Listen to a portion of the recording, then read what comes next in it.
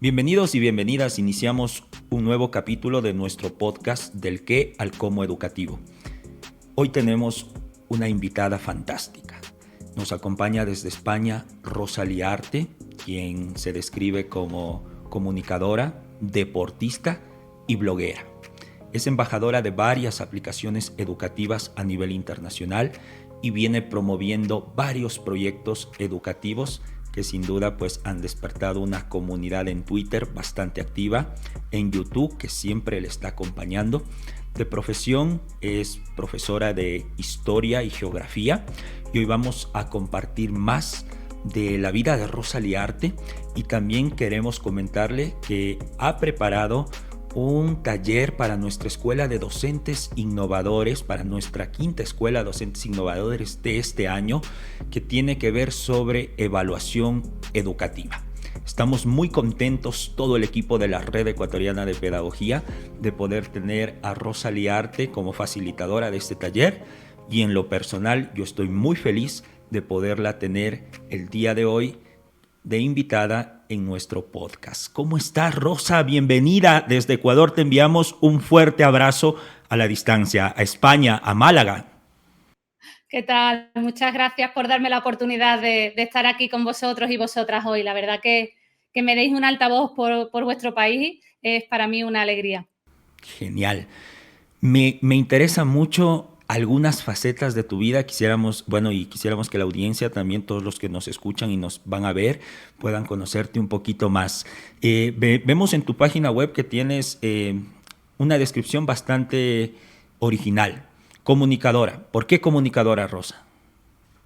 Bueno, yo creo que no lo sabía ni que tenía esa faceta yo misma, pero me empecé a dar cuenta que cuando daba clase y luego empecé a dar formación al profesorado, que la gente me decía que comunicaba muy bien y que transmitía, ¿no?, mi emoción y mi trabajo, lo que me gustaba a otras personas. Así que cuando decidí hacer el blog y tenía que describirme, mi marido fue el que dijo: es que eres comunicadora, o sea, coges la emoción y sabes transmitirla a los demás para emocionar a ellos también y que amen lo que te gusta, que es la educación. Genial. ¿Cómo pasamos de utilizar esta característica o este don que tenemos de saber comunicar a vincularnos con los blogs educativos o a ser embajadora de marcas, de aplicaciones educativas?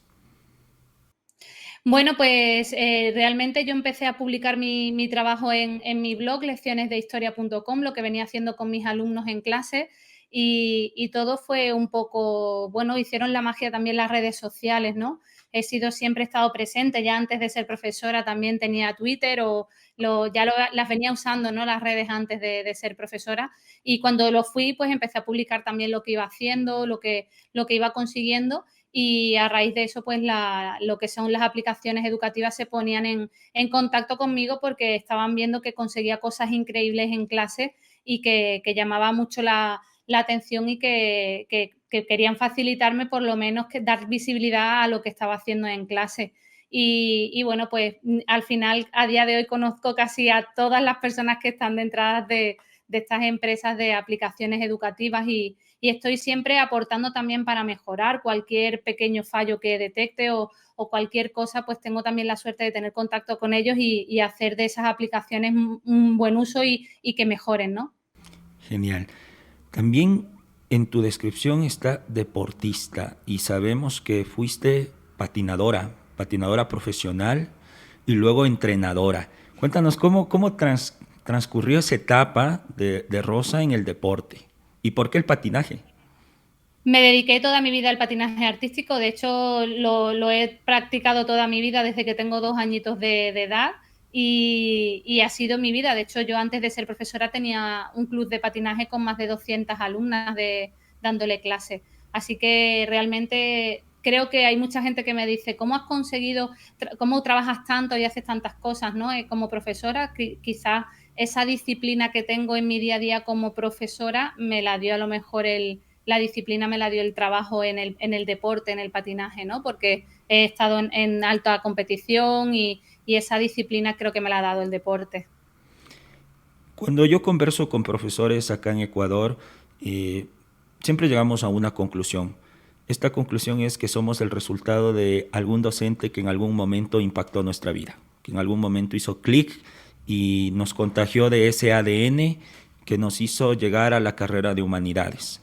¿Cómo se da tu incursión al magisterio? ¿Cómo Rosa descubre esta pasión, esta vocación que tiene por enseñar historia? Porque tienes un canal de YouTube lindísimo, blogueas también sobre historia, sobre tus viajes, es una de las pasiones que tú tienes. Cuéntanos cómo ocurre este proceso.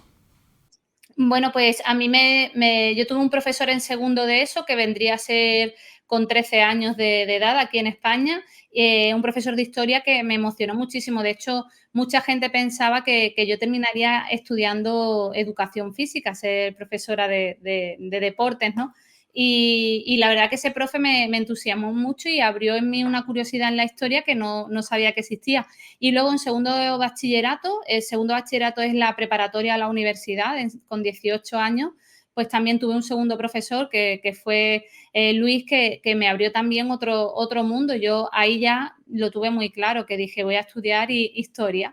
Y aquí, si te preparas lo que es la licenciatura, ¿no? Lo que sería la especialidad, y luego es para dar clases en secundaria, bachillerato, que es lo que yo imparto clase aquí en España, pues te haces la preparatoria para profesor. Y cuando terminé lo que es la universidad, pues claro, es ese momento en no sé qué hacer con mi vida, de que sigo, porque yo seguía trabajando, ¿no? Como patinadora. Y dije, bueno, pues yo lo voy a intentar. Yo creo que me gusta dar clases, llevo dándolas siempre con el patinaje y creo que voy a ser capaz de transmitir historia.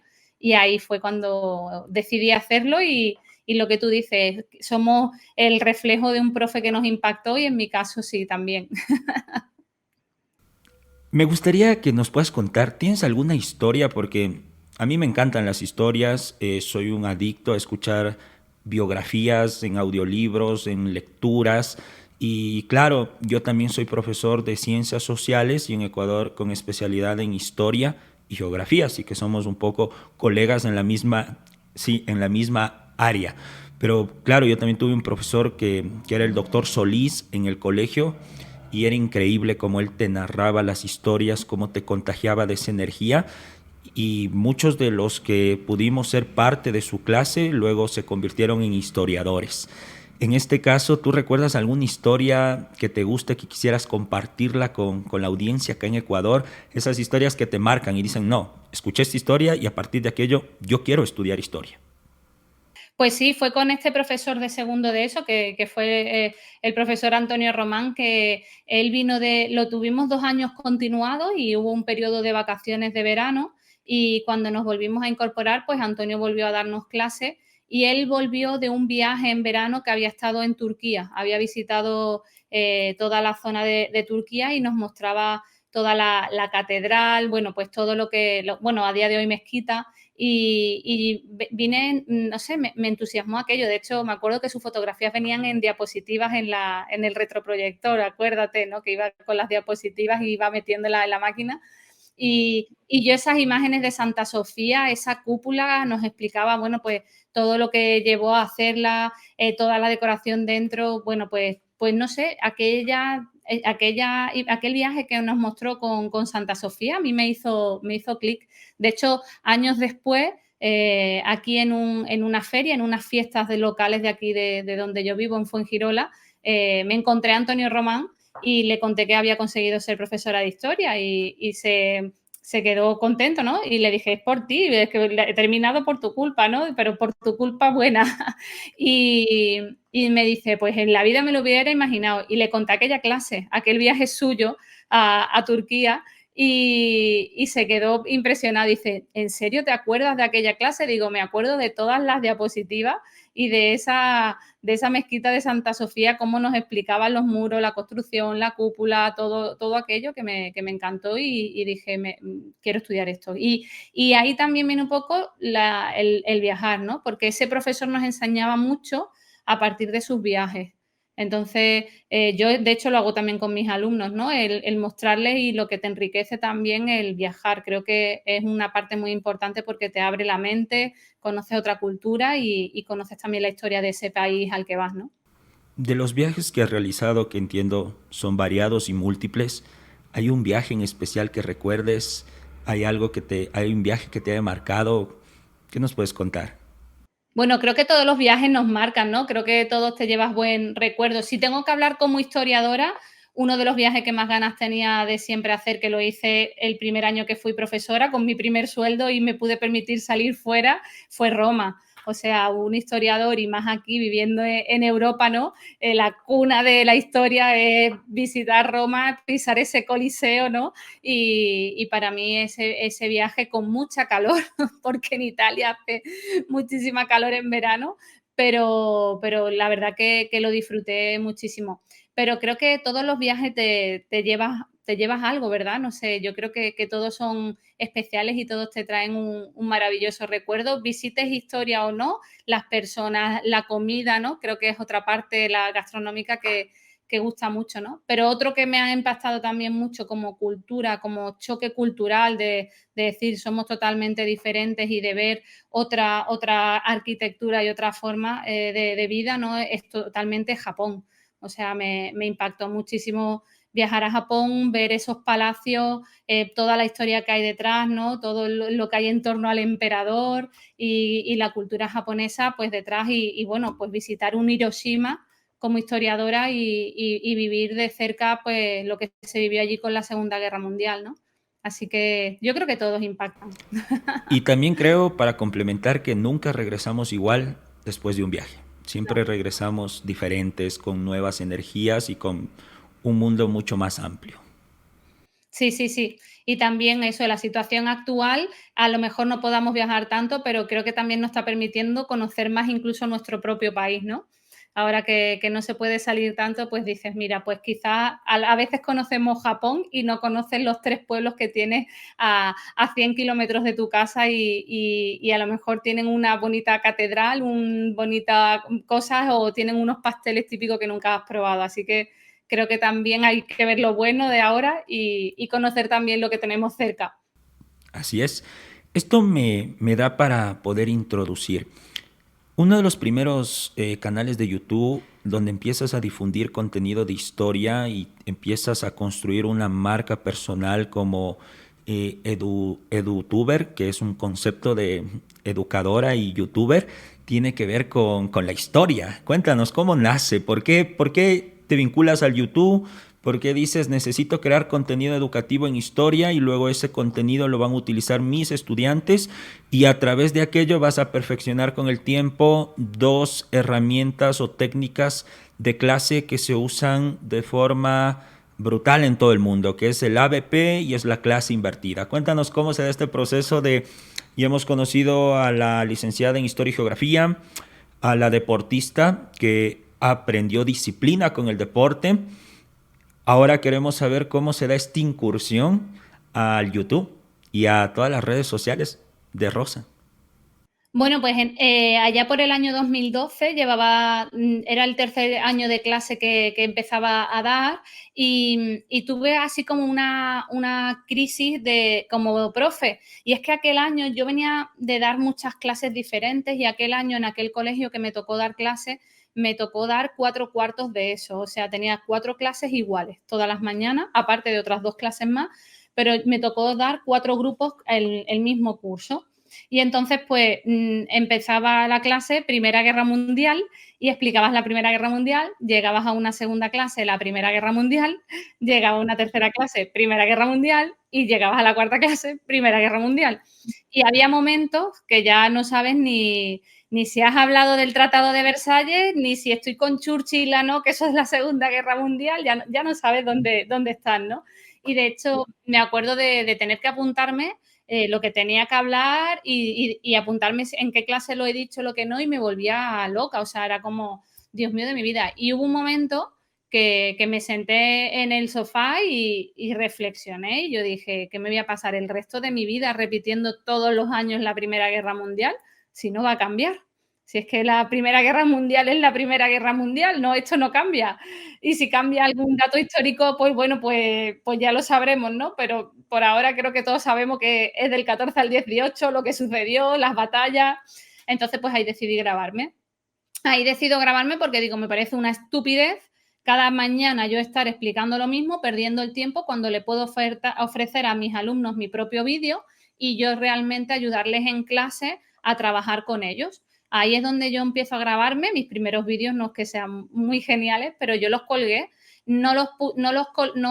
No busqué ser edutuber, como hay gente que piensa y que va buscando eso. Los colgué en YouTube porque era el único medio donde yo podía tener los vídeos a mano para mis estudiantes, que ellos tuvieran un link y los pudieran ver. Lo que sí me pasó es que comencé con esta forma de trabajo y me faltaba una herramienta que me permitiera saber si se habían visto los alumnos el vídeo. Y 2 años más tarde aparece pues la herramienta que revolucionó ya mis clases en ese aspecto, porque Edpuzzle me permitió saber si mis estudiantes se habían visto el vídeo, saber cuántas veces lo habían echado para atrás, y entonces yo empecé a cambiar totalmente mi forma de trabajo, porque ya al tener el saber que se habían visto el vídeo me llevaba a poder avanzar mucho más en clase y saber a quién tengo que ayudar de verdad, ¿no? En mis clases. Así que empieza un poco eso. Realmente fue un poco una crisis de yo no me puedo tirar toda mi vida con esto porque me estoy amargando y me voy a grabar para cambiar mis clases. Muy bien. A partir de aquí empieza un camino porque en la vida vamos conectando, ¿no? Una cosa lleva a la otra y cuando hay sinergia hay pasión en lo que hacemos porque déjame decirte, Rosa, que yo en ti noto mucha pasión, mucha alegría, mucho entusiasmo, optimismo y lo transmites, o sea, lo transmites cuando hablamos de educación y de eso se trata este podcast, de poder visibilizar y reflejar buenas prácticas educativas, porque algunos docentes dicen, me da vergüenza, no sé, no tengo todos los implementos, pero no es necesario tener a veces todos los implementos, sino es tener esa convicción de poder ayudar. Y por lo general esto se da, estos momentos de creatividad o de iluminación, yo los llamo, se dan en momentos de crisis, ¿no? Cuando sentimos y decimos, madre mía, tengo que dar 4 veces la guerra mundial o tengo 8 horas seguidas y me toca dar las mismas temáticas, entonces nuestra creatividad se empieza a encender. Y como nuestra creatividad se enciende, la gente lo percibe. Una de las facetas interesantes de Rosa tiene que ver con ser embajadora de EdTech, de Edpuzzle. ¿Cómo se da? ¿Qué es ser una embajadora? Quizás en el Ecuador no tengamos muchos embajadores de aplicaciones tecnológicas. ¿Qué significa ser una embajadora de aplicaciones tecnológicas? Ya nos ha hablado de Edpuzzle, que es una aplicación que te permite pues medir si realmente los videos y bueno, te permite construir videos interactivos y luego medir si los videos se han visto, se han retrocedido y luego puedes adaptarlo también a técnicas como la clase invertida. Pero ¿cómo llegas a ser EdTech de Edpuzzle? Bueno, pues la verdad que ha empezado todo, son muchos años usándola y yo pues escribía a lo mejor al soporte si detectaba que había un error o, por ejemplo, hubo un momento muy bonito años atrás, allá por el 2016 o así, 17, que tuve 2 alumnas ciegas y me encontré con el gran reto de cómo darle Flipped Classroom, el aula invertida con mis vídeos, a 2 alumnas ciegas, porque cuando tienes 2 alumnas ciegas dices, Dios mío, ¿cómo le explico el arte a estas niñas? ¿No? Que no sé cómo les voy a poder explicar cosas, ¿no? Entonces grabé vídeos mucho más descriptivos y demás y los puse en Edpuzzle y por ejemplo, desde Edpuzzle les escribí para ver si podían hacer que las niñas ciegas pudieran escuchar las preguntas y hacer accesibilidad.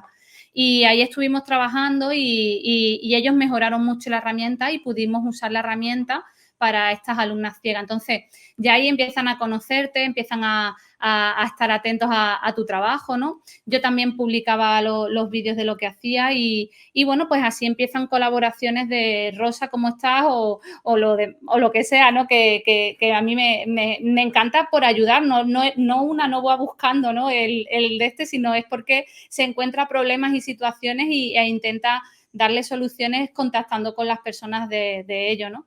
Y ahora con el COVID, pues sucedió eso, que empezó todo el tema del COVID, muchísimos profesores usando Edpuzzle y herramientas educativas y bueno, pues yo al final decidí estar colaborando más con ellos y yo tengo una enfermedad broncopulmonar grave que no me permite estar muy expuesta con el tema del COVID. También pues vi que tenía muchísimo miedo a la hora de todo esto de la situación actual y ahí, bueno, pues Edpuzzle me dijo, vamos a colaborar contigo si quieres, tienes la situación de que tienes que quedarte la mayoría de las veces en casa y te vamos a ofrecer, si quieres, pues ser la imagen, trabajar con nosotros, has hecho muchísimo con nosotros y te damos la oportunidad de poder participar con nosotros y mira, pues así ha sucedido. Ella, por así decir, ya era muy fan de la herramienta y ahora, bueno, pues colaborar con ellos y que me dieran la oportunidad, porque debido a una enfermedad estoy más en casa, dada la situación actual, pues para mí ha sido súper, súper maravilloso y más cuando vienes de usar la herramienta de antes, ¿no? Cuando vienes de trabajarla, cuando la conoces un montón, o sea, es que sé cualquier cosa de la herramienta, me la conozco, creo que soy la mayor fan de ellas, así que trabajar con ellos ha sido una grandísima oportunidad y yo les estoy muy, muy agradecida, la verdad. Y bueno, tú nos has podido conectar también con gente de Edpuzzle, hemos podido conocer a parte del equipo que está en Barcelona, te lo agradecemos también y esperamos pronto poder iniciar este proceso también acá en Ecuador. Pero no solo eres EdTech de Edpuzzle, también eres embajadora o docente distinguida de Apple, también estás como embajadora de Adobe, de aplicaciones como Evernote. Luego esto fue un desencadenante, fue como una bolita de nieve que fue creciendo, creciendo, creciendo, creciendo. Eres Google Trainer y Google Innovator. Entonces, wow, ¿cómo sacas tanto tiempo para vincularte a las aplicaciones, ser embajadora, certificarte? Y de Microsoft también que me estoy olvidando. O sea, tenemos a Rosa que es realmente un perfil docente completísimo. ¿Cómo se dan los otros procesos de certificaciones y de embajadora? Bueno, cada marca tiene su proceso de certificación, pero yo empecé sobre todo con Apple. Apple me nombró Apple Trainer y luego Apple Distinguished Educator. De hecho, he tenido la gran suerte de ir a los encuentros de Apple Worldwide que celebra. He estado en Alemania, en Holanda, he estado con ellos. Es una pasada, o sea, yo, a ver, vuelvo a lo mismo, no es algo que buscas por querer tener otro trabajo, porque amo ser docente, sino que era más el afán de aprender y de formarme como profesora, como por estar al día, pero ya lo hacía de antes, o sea, yo ya años atrás me gustaba, yo estaba en Twitter ya hace muchísimos años, antes de Twitter chateaba en el IRC, es que es mi actitud de estar constantemente actualizándome y saber lo último que ha salido. La semana que viene hay un evento de Apple y yo voy a ser la primera que va a estar conectada en directo viéndolo, ¿no? O sea, a mí me encanta todo eso de siempre. Entonces, empecé con Apple y luego salieron las certificaciones de Google también y Google tienes que hacer los exámenes y certificarte y tienes que estar todos los años renovando las certificaciones, lo que conlleva que estés siempre constantemente actualizado. Y bueno, pues una cosa ha ido llevando a la otra. Cuando luego aparecieron las certificaciones de Microsoft también y luego descubrí también las herramientas de Adobe y bueno, que ya las conocía de antes, pero vi que también tenían una parte del sector educativo y dije, bueno, pues a estar al día. Yo creo, y esta frase me la digo mucho, que todo el mundo debe aspirar a ser moderno. Todos tenemos que estar actualizados y creo que tenemos que estar al día de todo esto porque la tecnología ha venido para quedarse. ¿Qué nos puedes, tú que eres una experta en tecnología y la pandemia pues justamente evidenció estas brechas sociales, estas desigualdades que tenían que ver tanto en la parte económica con la parte tecnológica, por lo menos acá en Ecuador se pudo notar eso.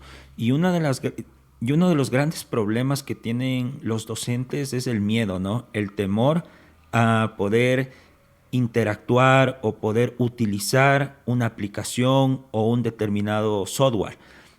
¿Qué tú les puedes recomendar para que podamos superar este temor? Porque nos pasa mucho en la red que al principio llegan con mucho temor los profesores, pero una vez que tienen el apoyo, el acompañamiento, con cariño, con paciencia, van dando y luego se convierten en expertos y luego van creando metodologías o ideas súper creativas que ni siquiera nosotros lo habíamos pensado.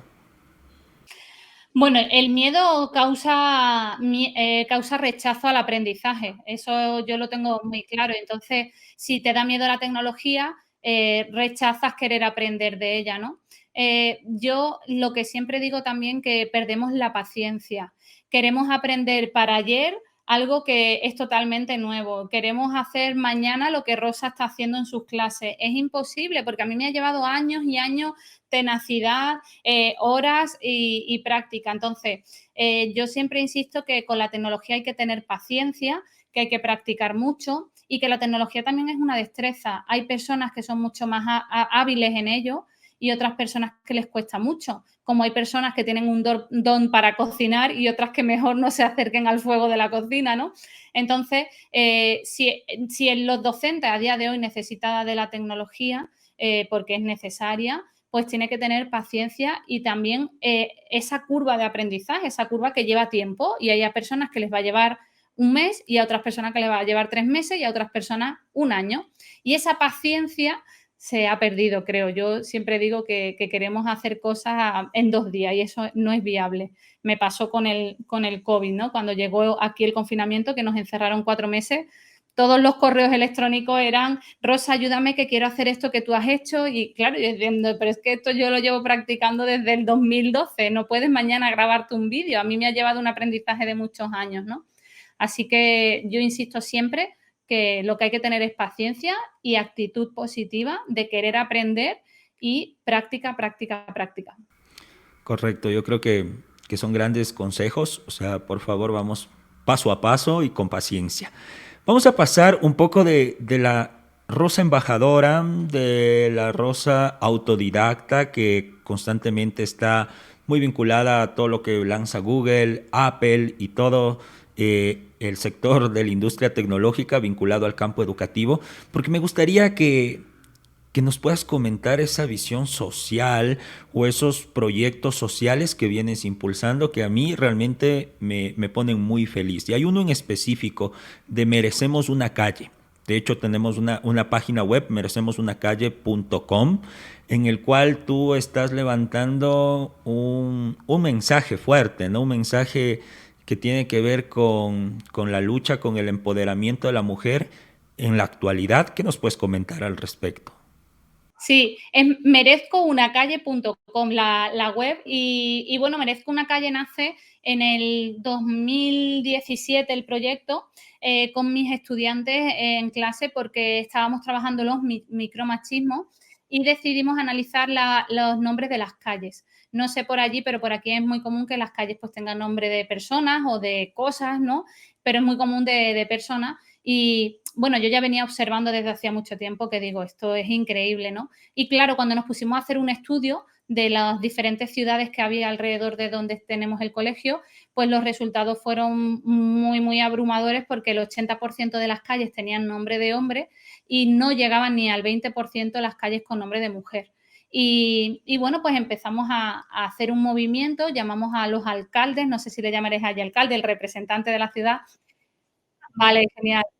Y nada, pues llamamos a los alcaldes dándoles a conocer los resultados y de hecho no se me va a olvidar la cara del alcalde de nuestro cole que miraba y decía, es que en esto no hemos caído nadie.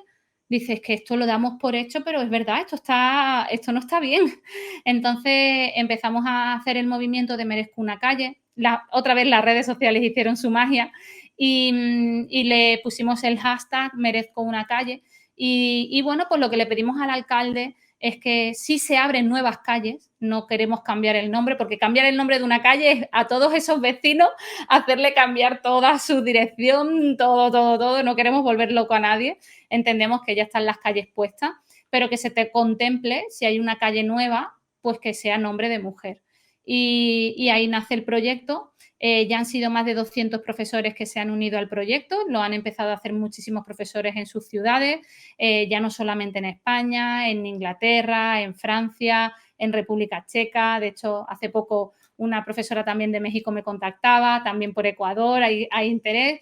Y es que, claro, esto no es un problema solamente de España, esto es una realidad que hemos vivido en un mundo androcentrista, centrado en el hombre, y yo bien lo sé eso como historiadora que soy, y creo que ya es hora de hacer visible lo que ha sido invisible, ¿no?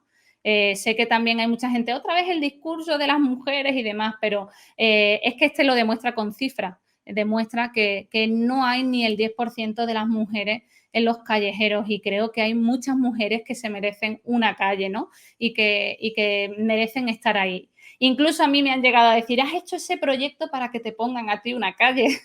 Y digo, precisamente una no va pensando eso, una lo que quiere hacer, como te digo, es dar visibilidad a esas mujeres históricas que tristemente, estudiando historia, incluso muchas ni las conocí, las he conocido yo luego por investigar, por interés propio, por dar clases a mis alumnos y buscar mujeres relevantes y retratarlas, ¿no? Así que, como digo, hacer visible lo invisible ya. Me parece fantástico. ¿Qué opinas de esto? Yo analizaba en clases de historia que la historia, existen dos historias, ¿no? La de los ganadores y la de los perdedores. ¿Quién cuenta la historia de los que pierden, no? Porque por lo general la historia retrata solo la historia de los que ganan. Y también en la historia esta deuda pendiente con respecto al rol que ha jugado la mujer, porque en todos los procesos históricos, desde revoluciones hasta causas sociales, la mujer ha jugado un proceso fundamental, pero justamente la historia está sellada o está firmada por hombres, definitivamente. ¿Qué criterios evalúan en este proyecto Merezco una calle para promover el nombre de una mujer?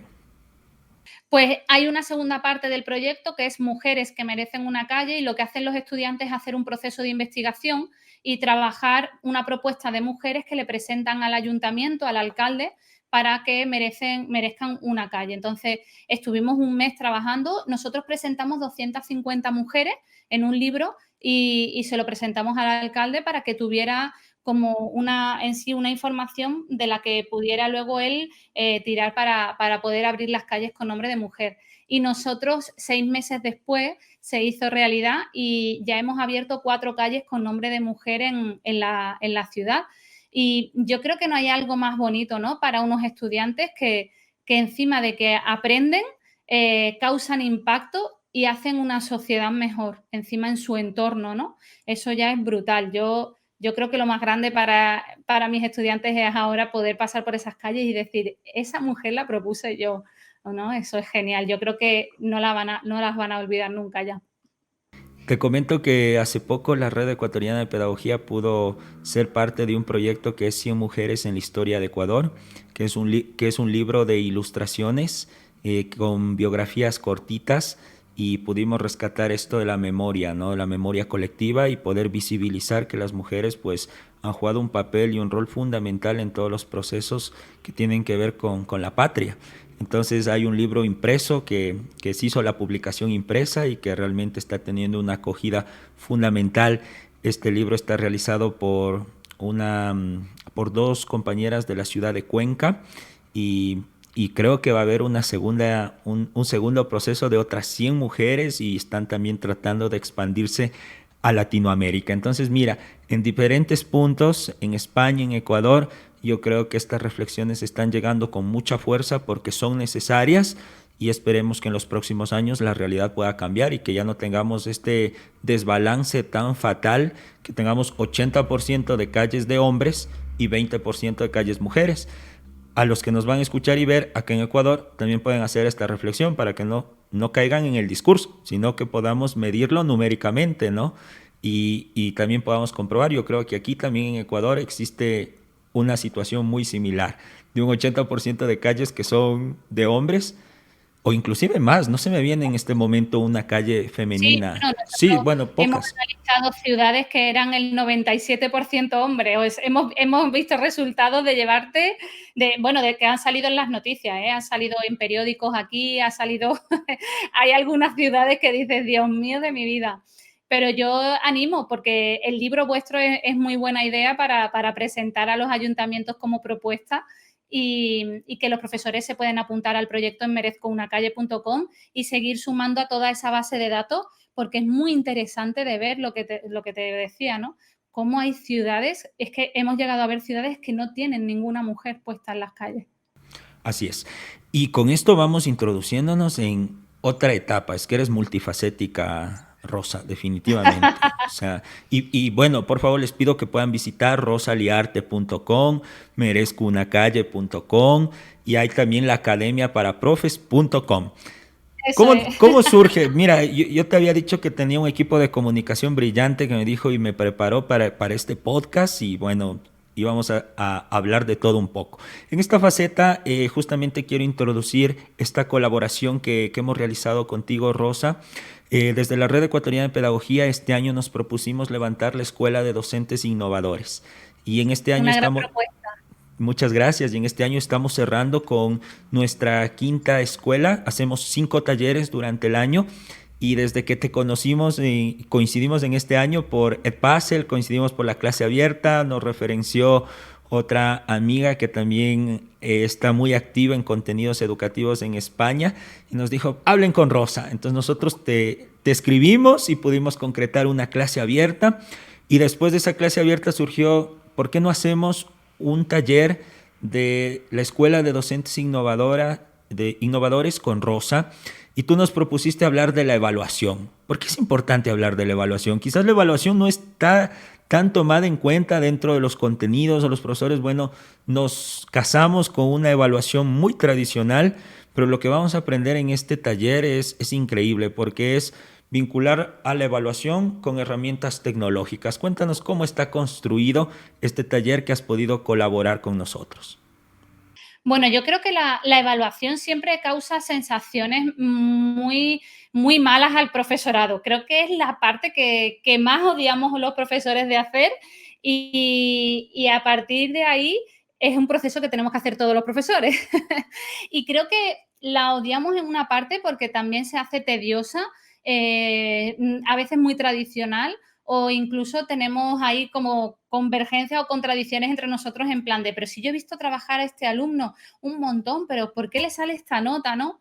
Entonces, la verdad que a mí el tema de evaluación, cuando yo empecé a ser profesora, me llamó muchísimo la atención el ver cómo los profesores seguían con su cuaderno tradicional de papel, habiendo a día de hoy muchas herramientas digitales que podían ayudarnos. De hecho, yo ya llevaba mi iPad, iba con mi hoja de cálculo y yo en plan de, es que ahórrate trabajo porque ya es complicada la evaluación si encima la haces manualmente, pues que nunca acabas, ¿no? Así que ahí empecé a leer muchísimo de evaluación, me entusiasmaba mucho el tema y siempre quise, con afán de mejora, buscar que me ayudara la tecnología. Ahí descubro un cuaderno del profesor digital que es Idoceo, y Doceo me empezó a ayudar muchísimo. Me pasó como un poco como Edpuzzle. De hecho, tengo hasta el teléfono de su creador, tengo contacto directo todos los días, hablamos y Doceo pues me empezó a encantar y empecé a usarlo como un cuaderno digital y empezaba yo a reportarle mejoras y empezó a ser un cuaderno increíble, ¿no? Y ahí a raíz de eso empecé a publicar tutoriales, a mostrarlo y muchísima gente realmente me conoció a raíz de esa herramienta educativa también. Y yo creo que poco a poco la tecnología se ha ido poniendo al servicio nuestro para la evaluación.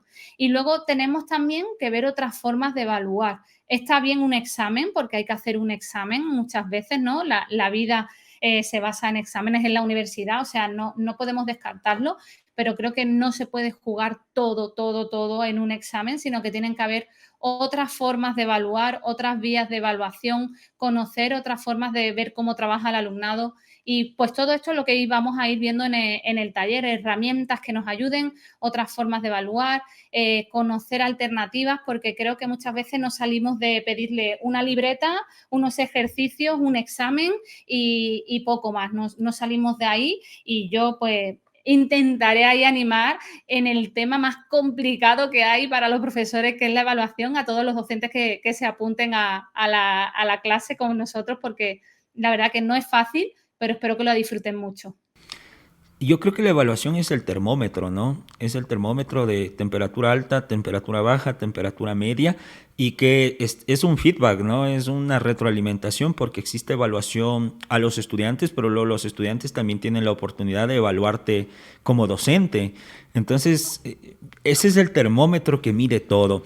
Y en este taller vamos a analizar, bueno, desde conceptos de evaluación y feedback, vamos a analizar rúbricas, vamos a analizar y que nos cuentes el portafolio, porque el portafolio en Ecuador y en España, yo hice una maestría en España en liderazgo y dirección de centros educativos, entonces estoy muy empapado con la legislación, con los nombres, con bueno, cómo está constituido el sistema educativo en España. Y bueno, el portafolio es un dolor de cabeza en Ecuador y en España. Cuéntanos cómo abordar el portafolio para que en vez de un dolor de cabeza, estas evidencias tengan pues serenidad, calma y mejor nos hagan ser más ordenado en nuestro trabajo. Pues sí, yo tengo una frase con el portafolio que es que uno no aprende hasta que no reflexiona sobre lo que aprende. Entonces, creo que es importante reflexionar sobre lo que consigues, ¿no? De hecho, por así decir, mi portafolio es mi propio blog, Rosalía Arte, y ahí dejo todo recogido, lo que hago en mi día a día, ¿no? Así que trabajar la metacognición, que es este proceso de pensar qué he hecho, qué he aprendido, dónde estaba, a dónde estoy, ostras, empecé aquí y he llegado aquí, ¿no? Ese proceso se llama metacognición y tenemos que trabajarlo con el alumnado. No es fácil, no es fácil, pero tenemos que tener ese hábito en el alumnado de que reflexione sobre lo que aprende, de dejar un momento en clase para la reflexión y como bien sabes, como me gusta la tecnología, a mí me gusta hacer un portfolio tecnológico. Así que lo que intento es que los alumnos tengan su propio blog y que a su vez, realizando el portafolio, tengan como un blog con evidencias, con todo lo que han ido haciendo y luego se den cuenta de lo que han conseguido. Eso es lo maravilloso, ¿no? Ahora, tiene que llevar un proceso, que tienen que hacer, que tienen que tomar apuntes, porque a veces el portfolio se va a convertir en hoy trabajé, vale, pero hoy qué trabajaste, hoy qué has aprendido, ¿no? Porque esa típica frase que te hace tu madre cuando llegabas del colegio tu padre, ¿no? ¿Qué has hecho hoy en el cole? Nada, no. Ese momento de reflexión, pues mira, hoy he aprendido los números romanos, o los sabía ya, pero no me acordaba para nada, los he repasado y reflexionar sobre ello. Cuando uno se para a pensar de lo que ha hecho, se da cuenta de lo que consigue y eso también motiva y también lleva a una superación personal y a estar muchísimo mejor encauzados a la hora de luego trabajar y demás, muchísima más motivación. Completamente de acuerdo. Ya lo saben, si quieren aprender de la evaluación, del feedback, de rúbricas, del portafolio, de otros recursos y de otras formas de hacer y recrear la evaluación, pues yo creo que la Escuela de Docentes Innovadores y el taller que Rosa pues ha creado en conjunto con la red pues es fantástico para tener otra visión sobre la evaluación. Me está encantando realmente conversar contigo, pero bueno, me están diciendo ya acá que tengo que ya cortar, que tengo que cortar, pero bueno, vamos a cortar con una parte que a mí me gusta mucho. Yo creo que todos tenemos algo bueno que contar. Y es una parte de este podcast en el cual le pedimos a nuestros invitados que nos comenten alguna anécdota o algo que ha marcado sus vidas y que realmente tiene que ser conocido y difundido. Entonces, todos, absolutamente todos, en Ecuador, en España, en Colombia, en donde nos estén escuchando, tenemos algo bueno que contar. Y si somos docentes, mucho más. No sé, al respecto, y tú que eres historiador y tienes una memoria prodigiosa, ¿qué nos podrías contar como para ir cerrando este podcast? Bueno, yo no sé, alguna anécdota así, ahora de pronto no caigo, ¿no? Pero yo siempre le digo a los profes que tengan mucho ánimo, que nuestra profesión tiene sus altibajos. Hay días que llegas súper contento y otros que a lo mejor tienes un mal día. Y yo siempre desde aquí, pues lo que comento es que a los profesores que nunca bajen la guardia, que siempre tengan mucho ánimo y que tengan una formación constante, porque nuestra sociedad cambia bueno, ya nos ha demostrado el futuro que es bastante incierto, así que tenemos que estar preparados para lo que sea y somos realmente la profesión que crea el resto de profesiones, ¿no? De nuestras clases salen todas las profesiones del mundo, así que creo que de aquí decirles que estén siempre motivados, que el momento es complicado, que todavía nos queda una racha de esta pandemia, pero que no bajen la guardia y que tengan la suerte de seguir formándose, que la red ecuatoriana está haciendo cosas increíbles para ellos y que sigan formándose, porque ahí es donde está la clave del futuro en nuestras clases. Así es.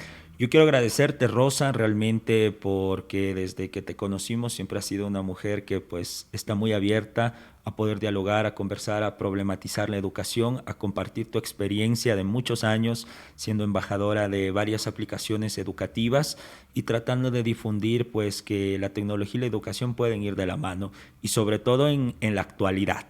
Te agradezco infinitamente, te mando un fuerte abrazo desde Ecuador. Y le recordamos a todos nuestros amigos, amigas que nos escuchan, a los docentes, que somos el resultado de profesores que impactan. Y tú puedes ser ese profesor que impacta la educación y que empieza a transformar vidas. Hagamos una educación con propósito. Será hasta una nueva entrega en otro episodio de nuestro podcast Del qué al cómo educativo. Que tengan un excelente día, tarde o noche, dependiendo de desde dónde nos estén viendo. Y pues ya vendremos con más novedades y con más invitados en próximos episodios. Muchas gracias.